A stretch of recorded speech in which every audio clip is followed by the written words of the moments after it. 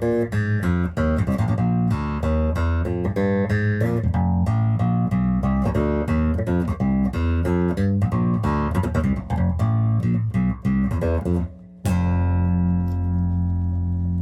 it. That is Jerome City Smith, and this is his original quote, and I think it pretty much sums up a lot about him. Peering into the future, embracing the past, and incorporating the present makes God's music last. That will last, yeah? Yes. That inspired me because, first and foremost, if I talk about peering into the past, and I was raised by my grandmother, and I'm kind of like a mama's boy, and she was, it seems like we don't have what they call back in the neighborhood grandmama now. That you can get that foundation and that respect, and especially that wisdom. That's what I really got from her. And she had this, Bill Withers had a song, Grandma's hands went to church on Sunday morning. That was your grandma. Yes. And so she laid the foundation for me. Can I tell you a quick little funny story about her? You can do whatever you want. I was a young kid at the house, and we had an electric stove. And so my grandmother, one day she come and taps me, and she's going to be Junior. She said, Junior, go in there and fix that stove. And I go, what? I'm like, okay, if you put me, I said, if God brings you to it, you can do it. So I went, and believe it or not, I went and did something to film it, and I fixed the stove. And how old were you? I was like 7 years old. Unbelievable. Child services, that was a long time ago. And please. And then, but when I got older, and then I started, get to know more about yourself. And then it was like, Junior, I want you to come over and fix this. And I was like, you don't really want to do it. And I went to go fix it. And then she's like, I said, I can't do it. She said, you couldn't do it because you didn't want to do it.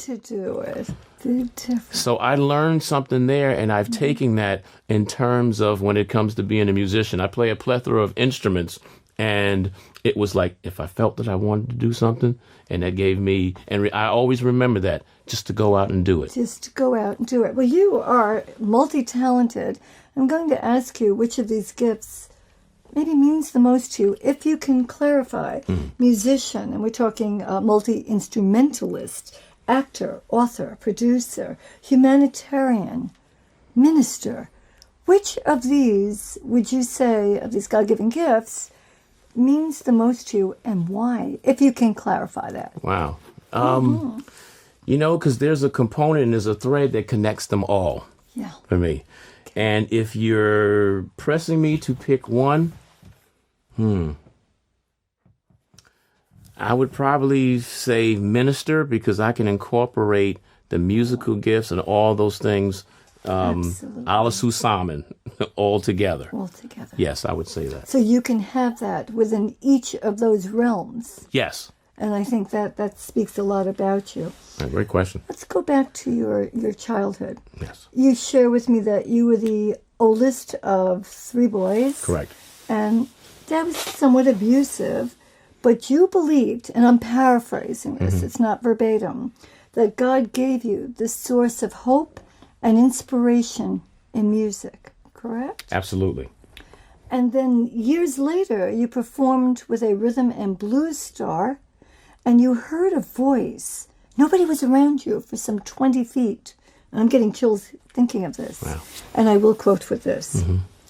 Make music, that voice said, that speaks to those otherwise not spoken to. Tell me about this. Yes, I was playing with an artist named Peebo Bryson, and he and I were having a little bit of choice of words. And so when I walked away from him, and this, because I was a little discouraged, and this voice said to me, it said, I want you to make music that will speak to those who otherwise would not be spoken to. Because I always loved all styles of music. Even in my musical presentation, there was a reason that I did those older artists, because in order, looking into the past so you can peer towards your future, you have to have a foundation. If you build a house, it has to be on solid ground. just like with me too, without sounding preachy at the moment too. Like for me, the Bible is my rock. And all things spring eternal from there, whether it be hope, joy as such, and through the music that, well, the Lord gave me the confidence to go and do, because when I started out playing in church, and back then it was like, if you do church music, that's all you need to do. If you play anything else, it's the devil's music. And it always bothered me, and it was like, you can't straddle the fence. But I like R&B too. But then if you take like the old gospel music, if you take like, let's say, if you remember Mahalia Jackson, that name sound familiar? Mahalia Jackson, absolutely. And then you go into Sam Cooke. As the generations and the times change, like just like the Bible, the words don't change, but the package the Lord inspires us to put it in does, and to connect to the masses. And so that's a higher calling. Yes, That's the word. understanding Yes. that you're going to take this message, and for whatever reason you were blessed with it, and you're going to get that out to the masses. And it doesn't matter the packaging, as long as you get that point out to everybody. You get that message out. Yes. Yes? Yes. Because the first time, too, when I heard, what was it, like Christian rock and roll, some people like, but I'm like, oh, but listen to the words. And then I was like, hey, man, those guitar riffs are happening, too. And they, it's what are they saying? That's what's paramount. And I think you find that today, everybody coming from the church is more accepting today the More packaging. accepting today. But you're saying Yes. at that particular time it was difficult. Ooh, so how taboo. did you handle that conflict? What it was that I would it was almost like undercover playing, You felt it. You had to playing the stay other stuff. and hide it from everybody else. Kind of. All right, so now we're going to go forward a little bit because you've had an incredible career. And yes, I did know that you're in the Buddy Holly story. And this is on Broadway. But let's bring other people in the audience who may be sitting there saying, I would love to do that. I think I could do it. How did you get started in that? And then share something with me about the Buddy Holly story. What was the experience like? Oh, my goodness. Now, this is really going to trip you out. Okay. So I was going, I had received a scholarship to Long Island University in Brooklyn, LIU. So I was going there at the time. We were having finals. And so I came home to come visit my mother. And so the room that I was in where my grandmother, she passed away, like in my heart and soul. This is a true story. I will take it. And a matter of fact, from my book, maybe you can help me also too. I need to find someone who can administer a lie detector test, because I want to say too, like how the Spirit moved me on this and certain things in my life, and then have it when they hook me up, and then we give the answers, and so that when they ring true, they give a little more credence to. There's things that they're higher than us. I'm not talking about people being like religious more so than spiritual. But yet Spiritual. still, I totally understand that. you know what I mean? But religion plays its place as well too. If Of it's course. But aptly this put. is spirituality. This is spiritual. I get it. So, I come home, I go to the room, and I'm sitting upstairs, and I'm watching, and the Buddy Holly story comes on with Gary Busey. Yes. And I go, wow. So I'm sitting on the edge of the bed, and my mother's like, Jerome, come on. And I hated walking. And she's like, I'm going to take you to the train to the Hempstead Long Island Railroad. And I was like, okay. And I'm sitting there, and I try to get, and I can't get up. You can't get it. I can't get up. I was like, Mom, I'm trying to come. She's like, I'm not playing with you, boy. I'm going to leave you. I said, Mom, I can't get up. You really could not I could not get up, as I tell you, I could not get up. So then she literally leaves me. I said, okay, I'm stuck here now. Then the scene came on when Buddy Holly came to the Apollo, because he was the first Caucasian act to play the Apollo. Right. And then they showed Sam Cooke. Wow. And so I was like, my grandmother loved Sam Cooke. Okay. And we had one of those stereo record players. Remember, they looked like luggage? I mean, like a big dresser, like a big chest. Yes. And our spindle was broken where the record would play. Oh, it was supposed to come back, but it never would. So the song went in, and she's like, Junior, go play that Sam Cooke record again. I get up. Go back and sit down, Indian style. And I was back to it. So she loved Sam Cooke. So they showed Sam Cooke on there, and I watched the rest of it. And then also seeing Buddy Holly, how, like, he fought. He was the first popular act to add strings to the music. They wouldn't let that, and saw how he fought with the people in Now you're Nashville. sitting there and you can't get up. I can't get up. This is all going on. Yep. And then after What are that, you then I thinking? finally surrendered, and then I was able to get up about 10 minutes later. I was like, I'm staying here now. Okay, what And so I does watched that it. mean to you? Now. So I get back to college, and I see the Backstage magazine, and it says auditions for the Buddy Holly story. And I said, you know what? Maybe I can try this. I know I'm a multi-instrumentalist. And I said, I've never acted before. I said, but calling my mother, I can act a fool. And so I said, let me give it a try. And I went for the audition. And they sat there and they asked me, they said, all right. They said, play drums. I got on drums. They said, play piano. I played piano. You did all that. And then they asked me to sing. And then they asked me to act. And then I said, well, I don't know. So what I did, as we were talking about before, with the event when they first started doing the whole rapping thing, and I put 2 microphone cords together, And you started to rap. and I started to, do that whole thing like I was emceeing. And then I actually got a call back, and then I went to go do it again, and then they had this same scene set up that where I could not move. That time when I was at my mother's house and the Buddy Holly story came on. So I remembered seeing that whole scene. I was like, oh. And I played it. And then I did it and I got the part. And I was like, Grandma, that was you. You were holding me to say, look, this is going to be one of the things that I'm doing for you. And I end up playing, and I end up being Sam Cooke. Look, there are things that are inexplicable that one doesn't need a lie detector test to take. We know within our hearts, we know within our soul, we know ourselves that these things are meant to be. That's so true. let me ask you this then. Did you always know you would make it? Or is this surreal? Or did that voice tell you one day you're going to be doing things? You know what? It was something too, because I spent a lot of time. I have this a mentor. He lives in Garden City. His name is Bob Forster. Right, honey? We went and saw him today, didn't you? He was like 90 years old, and he taught me. And I would come to school early. Then he says, you need to go to choir and orchestra. I was like, no, the cool people don't do that. He says, you have so much talent, I believe you. I will pick you up every day. And that man picked me up every single day. Well, let's go back. Yes. Abusive father. And again, that voice, this is your hope, this is your inspiration. This was planned for you. You do get that. This was, am I right? Yes. This was meant for you to do.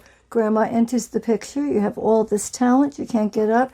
That's amazing. And I've heard from different people telling me not that story, but similar instances where this is what was meant for them to do. Wow. I always wanted to be on television. Yes. And I was approached in college for a soap opera called Texas. Yes, I remember that. We're going back. Wow. But I wanted to be a teacher of English, too. And I got a chance to act in the classroom, and I did it for quite some time. Yes. And education was so key. But I have to share this with you. As a child, I said to my dad, I can do what they're doing. I want to be on TV. I was a little baby. And that big console you talked about? Yes. He said, you want to be on TV? You want to be on TV? I said, yes. He picked me up and he put me on the TV. Literally, bang. That was the extent of it. See, until beautiful. he's no longer with us, but I think he's watching. sorry. And he knows exactly what's going on. All right, Truly. so you were in the Buddy Holly story. Yes. You also played off in soap opera Somerset, which I used to watch. Any remembrances from there that you can share with us? Okay, actually, it was another world. That was with Jackie with the blonde hair. Yes, She and was the with star. Rue McClanahan from the I Golden Girls was remember in Rue that. Yes. Well, this had to be 60s, 70s time period we're talking about. This was... No, when I did Was another. it later than that? They were on for years. Yeah. So See, that's what it maybe- is. And what's Okay, the name they of? Not Susan Lucy. started- Linda Dano. Linda Dano, that was another one. Not Linda Dano. I can't think of her name. It was Jackie with the blonde hair. She had a full face and a cute voice. And I recall watching that. It was very popular. Tell me about your character. How did you get that job? It was Ricky Paul Golden, and he was in it. But how would you get that job today? I've tried out for soap operas. Do you know how many are auditioning? How did it Yes. happen for you? Well, how did because I did the Buddy Holly story, and then I Once went you and get saw in it. there. Yeah, Once you get through the door. and I got an agent, and what happened was when I went for it, and at that time, there were not a lot of African Americans on soap operas, and I here it again is I really couldn't act. Now the Buddy Holly story was more to my What to you my were my doing. skill set. Yeah, I could play the instruments and Sure. all of that, and then I kind of learned to act along the way. Mm-hmm. And so now with Another World, when I went for the audition, they had a gentleman who auditioned for the part that I did too. And I also I played.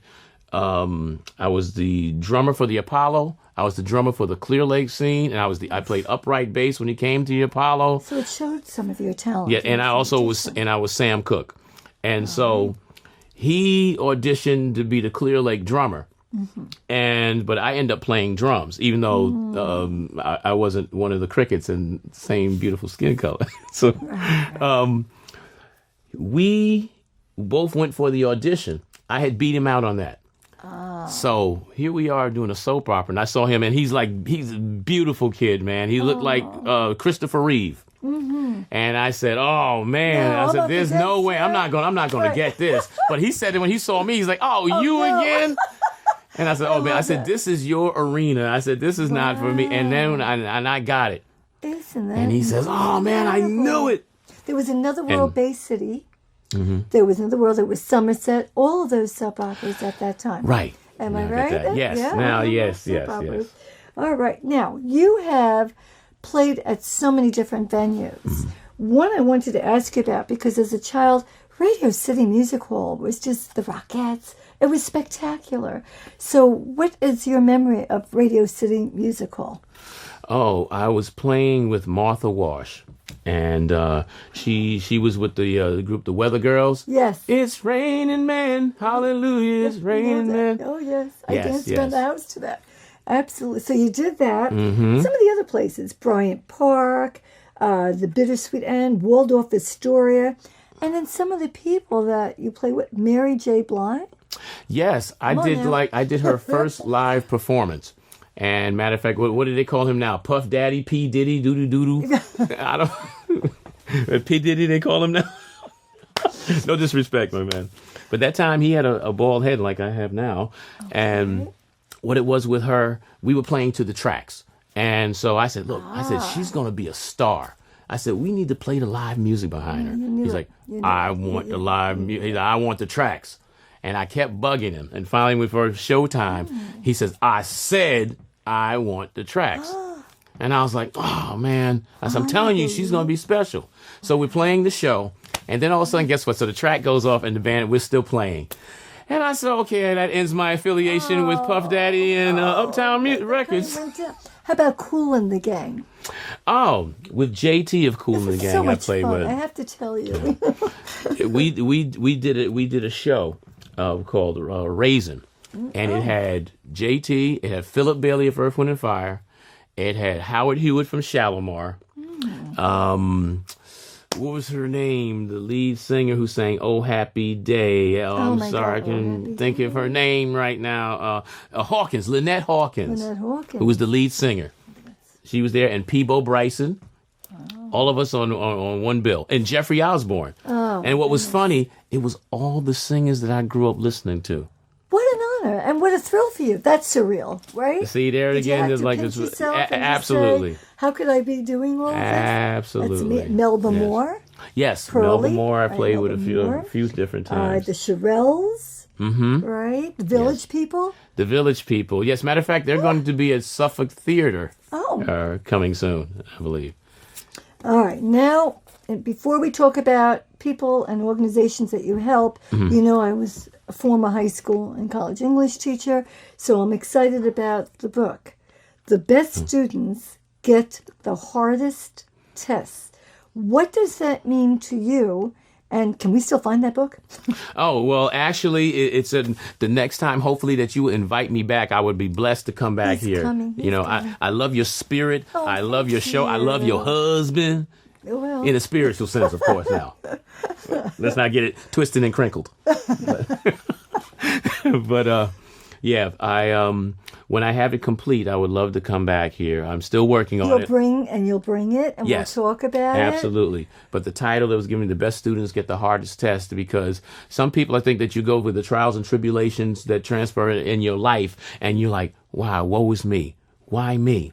And then, but if you look and if you hear those people's stories, the common thread is usually, it's like the struggle, and then after a while, they keep holding on, and then you get the triumph. Absolutely. Beautifully said. It's that you must never give up. Never give up and keep the faith. And yes, out of adversity, not only does come strength, but knowledge, and even better than that, that you can take and share with others. There you go. You sharpen your tools, that you be a candle that others can light their candles from. If you have knowledge, you be that candle. And help other people with it. That's exactly correct. The gift. That's the gift to you and to the other person as well. That is absolutely correct. Yeah. Yes. Yeah. And it also, for me, it explains why you don't question, why is this happening to me? Because there is a reason why it is. There's a reason for the season. Unfortunately, yes, some people, and hopefully they don't succumb, but those who don't, they get it later on. And they understand why they were put through that trial. And not only did it make them stronger, but they get it. And I have to share one other thing with that. True, please do. And very quickly, that, I'm a cancer survivor of 45 years. You didn't know that. God No. bless you. Thank you. But we smile because I'm a thriver. And because out of that pain and all the surgeries and the fear came something beautiful. Came this acknowledgement of who I am, what I could do for others, and the strength, and also learning about myself. Ooh. Right? There it is. Isn't that beautiful? Ooh. So when people struggle and go through this is the gift that you receive. Truly. Amen, if I can say. Amen, amen in all things. I never wanted to get cancer, but I'm thankful that once it happened, not only did I get through it, but I learned from it, took it, became a survivor, thriver. See, that's a testimony. And that's what I want to say to you. You had that rough background, childhood. And I know that, maybe another time we'll get into that. Painful for you. But look what happened to you and where you are and what's become of it. And you know what, though? Tell me. Actually, in 2009, I did a concert at Eisenhower Park where they were doing like a tribute to Michael Jackson and the whole Motown era. Right. And so they tapped me for that. Yeah. And I did it, and I put on the whole show, and I had the white glove, and I was like, hee-hee. And having a great time. Yeah. And with that, and because I hadn't spoken to my father. And then at that point, though, I had said, you know what, too, because you cannot let anger and fear consume you. Those are things that are not of God. Those are things that are not of positivity. And it's not that you forget what they did to you. You forgive. That's it. And that empowers you. And then also, too, it gives you the strength, too, to encourage others to do the same. Right. And what happened, I invited him to the concert. Oh. I did. And then also to my mother, who wasn't speaking to him like forever. And they were both there. And then when they both came up, I'm a grown man now. Oh, it's beautiful. And they both came up the stage together. And then the little boy emerged. I was like, the child from within came out. Yes. And then I had to say, it's a different situation. Like mom, dad, hugged them both, and they hugged each other. And I was like, Lord Jesus, I said, God, that can only be you. Isn't that beautiful? And we did that concert. And now also, the Jackson 5 saved my life.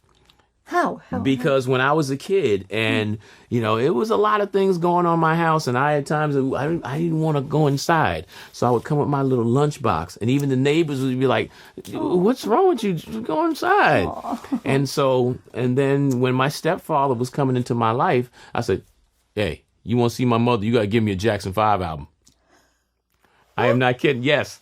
And I brought him, and he gave me the ABC Jackson 5 album, and I had a little record player. I played the grooves out of it. Right. And I was in elementary school also, and then it was like me and a friend of mine, Earl. We had, let me see, the album came out with, I'm going back to Indiana. And we would take the record and go around to the class. We would skip class and say, we're coming to perform. Yeah. The dude. And so then I told my mother I wanted the Afro blowout kit. I wanted my hair like Michael Jackson. I was just consumed with the Jackson 5, and they just gave me so much joy and hope. And so I tell you, I just soaked into them. And, you know, I mean, B-sides, I would sing songs by them, and people were like, that's not by the Jackson 5. I'm like, yes, You just went. And so when when I did that concert and tribute to him, it was the most people they've ever had. It had over 5,000 people. And the woman in charge of it, Joycetta Pierce, this was really eerie. She comes to me backstage, and she's like white as a ghost. And she's like shaking. She's like, City. What? I'm like, what? She says, you're going to find this hard to believe. She said, I kid you not. Michael Jackson came to me and said that I'm pleased. I am not kidding you. Wow. Yes. I love all this. I love it. So, Getting back to that forgiveness, that is so powerful. That you're right. You don't forget, but there is forgiveness. What a weight off of your chest, number one, that you could move on now and stop all that angst. Yes. Because that was eating away at you, I'm sure. Truly. And then two, that the two of them could be there together and that little child emerged free. How wonderful is that? Absolutely. That's your moment. That was your big moment. Yes. Love it. Love that. All right, I do. So we're going to come back to talk about that book because I'm excited about that. I really want to hear more about that. But I also want to talk about, you have charities and you're involved. Tell me about animals. Oh, I just love animals. Me too. And you know, and also I would prescribe for everybody too. If you want to get one, please get a rescue. Yes. There you I go. mean, There because you some. go. And when I went to get mine, I named her Nightwing. If anyone who's in the comic book lore knows who Nightwing is, he was Robin until he had his comeuppance to come into. He knows. So I went to get this dog at the Bidewee home.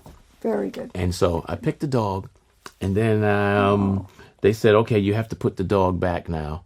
And you have to like a waiting period or something. Yeah, they have to interview you and they have to make sure the dog is okay. Yes, and then when I put the dog back and I went to her, and she was like so excited. She's like, come on, go get me. I promise I'll be wonderful. I'm yours, right? Yes. And then when I went back to go get her, to grab her, and she was in her little cubicle and she was just all balled up. And she was so sad she wouldn't come to me. I almost started crying. And people looking, grown man. And I was like, no. I said, well, I'm not leaving here without that dog. I'm going to be getting it. But I can take a couple of more. Oh. And they do, because, you know, if they stay for a certain time, you know, then they euthanize them. Yes, I do know. And let me tell you, I do a lot of work, and I try to help. I've modeled in shows with animals, shelters, and quite a few of them, and I'm a big animal lover. And they truly become your family. Yeah, they love you no matter what. Yes, they do. And they know when you're going through something. Oh my gosh. And especially being an artist, you know, we go through a plethora of things. Yeah, and absolutely. So those moods, they're right there. Recently, and I'm fine now, I had surgery. My dog, it was 4 weeks ago today. Yes. That's why I wasn't able to dance before. You were dancing, though. Hallelujah. I saw you were making a joyful noise. Don't tell my doctor. You praised him. Do you know that my dog wouldn't leave my side? They know. They're sensitive. They don't care what you look like. They don't care, you know, that you didn't get all fancy. They just love you. And they're also, and I've done shows on this, how they help you with your heartbeat. They help your blood pressure. It's proven. They teach you kindness, and you learn from them. And here's another one before we find out, you know, where you're going to be next and where we can contact you. You also with developmental disabilities. Huh. How did you know about that? I work with individuals with developmental disabilities. Yeah, I want to hear that. Yes. And matter of fact, too, I just became a basketball coach with working with them. And I never done that. But see, that my uncle was a basketball coach for my church. And I used to be a member of it. Excellent. And because I was never a coach before, and I play a little, and I'm teaching my son, but I never did it. And then so when the opportunity came, and I did it, we were successful, and I just got a little trophy for it, and I'm just so, I'm glad of that, because, you know, it takes, I'm I'm not saying that I'm special, but it takes a special person. And I think it is in all of us to be that special. We all and have something within us. Yes, but you're sharing it with other people. Absolutely, and and it becomes contagious, and also to see with them, because that's a population spiritually and here in our world that that is sometimes underserved. Exactly. And there is a jewel in your crown if you just even reach out to them. Just hold them by the hand, say something nice to them. Believe me, and then it opens up something in you. And then, and God, they say when the praises go up, the blessings come down. And if you're praising them, you're encouraging them, and that does something for you. I guarantee you, everybody out there listening, and don't do it just for that reason, but there is something that will open up in you, and there's something that will cascade on a spiritual level. That goodness will Absolutely. come And your I way. love it when You agree with that? Oh, of course I do. And I also like the fact that there are many people who do it and they don't even talk about it. They keep it very quiet. There's something beautiful about that. Where you say, I don't want anyone to know I'm doing this, so be quiet, and you just do it. That's a gift. That's a gift unto all. Where can people find No, but you know what though? okay. With that, I don't mind. I was just shocked. They're saying, "How did you know about that?" Oh, no, that's Boy, different, you're good, huh? Oh, yeah, I'm going to do my homework. Yes, You're very special. You are a very special person. And what's beautiful is that you take that and you open up and you share. You have no idea how many people today or tonight you are going to help by the things that you have said. You have no idea. And if it's just but one person, isn't that wonderful? Touched my heart. Amen. You're Thank very you for that. special. Thank you for that. And I honestly mean that. And people know me now. I don't say anything that I don't mean. But that's a beautiful thing that you do. You're so busy. You're all over. But you make the time to help people who need help and animals who can't speak for themselves. That says a lot about you. And, we're judged by what we do, not so much by what we say. However, I want people to find out more about you. Where can they find out about you? Okay. Well, I have my website. It was citysoundsmusic.com. And you can email me at city4glory@optonline.net, optonline.net.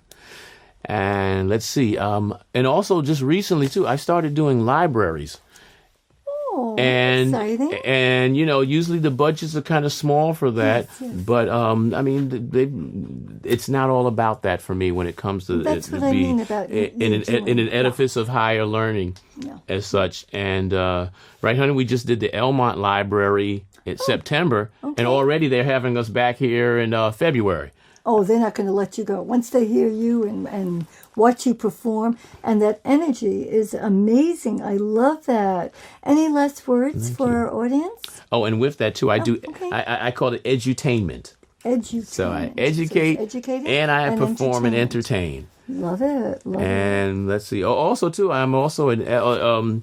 I know from my bio, or what you may know of me, it was minister. I am now an elder in my church. Congratulations. Thank you. I'm a Community Baptist Church, where I'm an elder, and that's 605 Granny you Road. find time for everything. Oh man, and my daughter, and I just got married. Congratulations. Beautiful. Look at her. She's like, that's Sylvia. And I tell you, she's a special gem, and she puts up with me, and she supports me. And she's there. One thing that she always said that I want to leave. She's like, yes, of course. She said, what do you always say, honey? She said that I give so much and I help so much. She said, sometimes you go overboard and people don't appreciate it sometimes. And it's just But you know what? Can I just tell you something? We don't always know when they appreciate it. It's not always somebody coming up to say thank you. It could be a look in their eyes. It could be that later on they'll appreciate it. She's meaning that too. When I've worked with other organizations and some people, and when that human side gets in the way. Well, it happens. Yeah, it happens. But you must continue on. There it is. We said that together. I know we did. Thank you so much. What a pleasure, and what a treat. And you made me smile for the whole night, so I appreciate that. Thank you. And one word that I would like to leave, I have you remind me, and I think it was because of this clandestine meeting that I came up with this song like this. Clap your hands with me, Gail. We're gonna sing the chorus. Victorious, conquerors, anointed by God. I'm gonna say it again. Victorious, woo, conquerors, anointed by God. Bless you all. Thank you. Thank you so much. Oh, thank you. Pleasure. Thank you so much.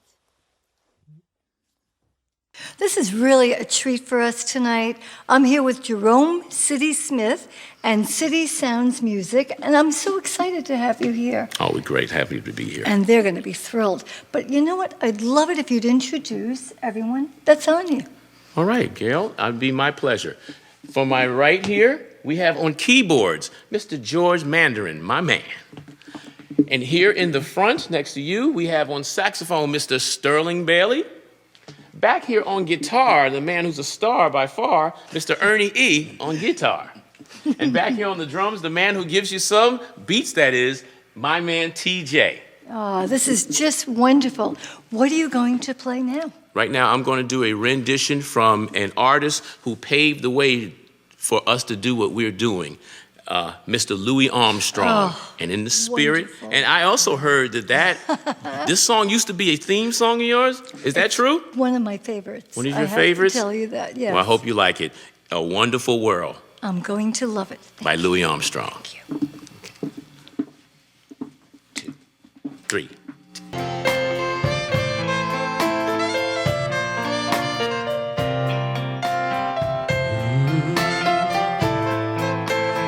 It's a wonderful world that we're all in here together. I see trees of green, red roses too.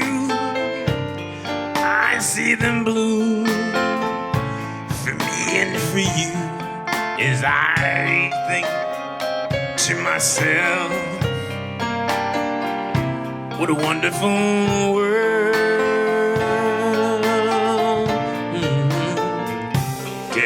I see skies are blue, clouds are white, bright blessed day, dark sacred nights. As I think to myself, what a wonderful world. Good friends forever sing the colors of the rainbow, so pretty in the sky. And I saw the faces of people passing by.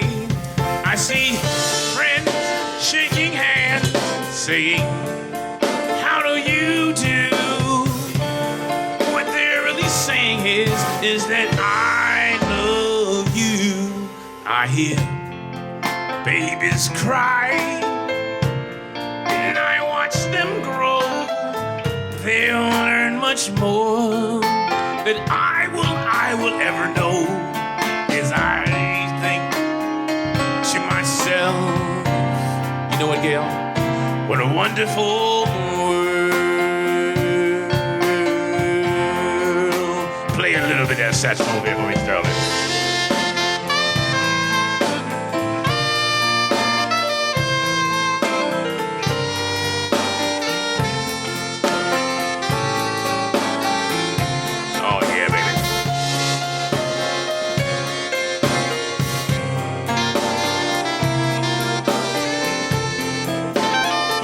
Miss Gail King, ladies and gentlemen.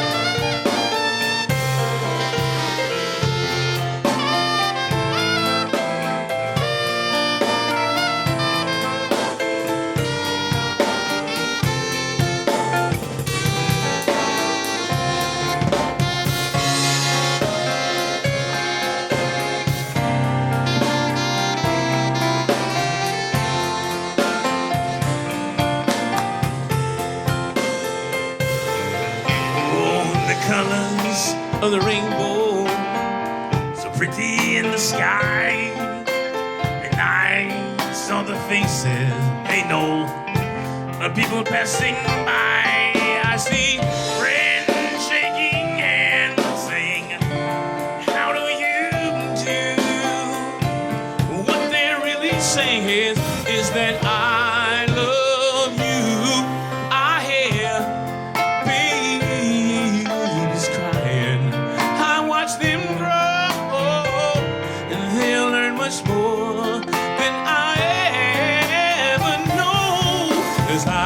think to myself, what's a wonderful world, a wonderful world. As I think to myself,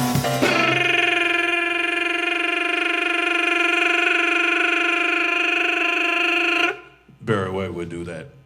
What a wonderful world. Bums and bums and bums and bums. Oh, yeah.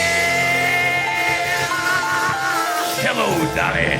Mr. Louis Armstrong, my mentor. Once again, when it comes to paying homage, I had the pleasure of playing with Mr. Tito Puente. He was one of my mentors, and I would like to play this song in memory of the master. Are you ready, guys? You ready? Let me say yeah. Yeah.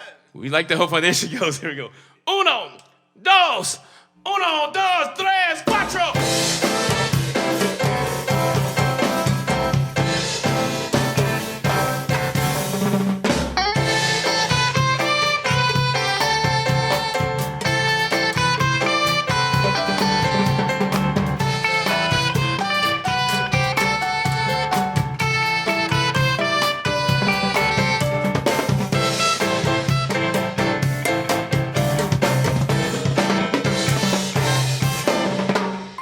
Oye, ¿cómo va? Me ritmo bueno para gozar. Mulata. Oye, ¿cómo va? Me ritmo bueno para gozar. Mulata.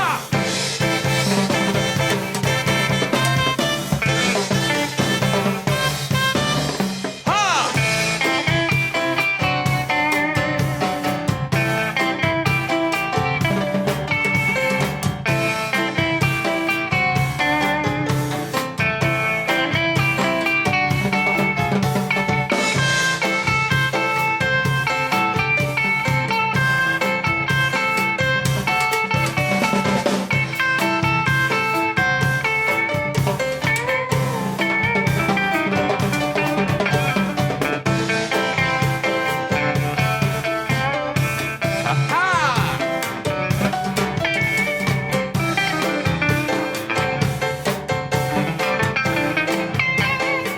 Mr. George Mandarin on keyboard.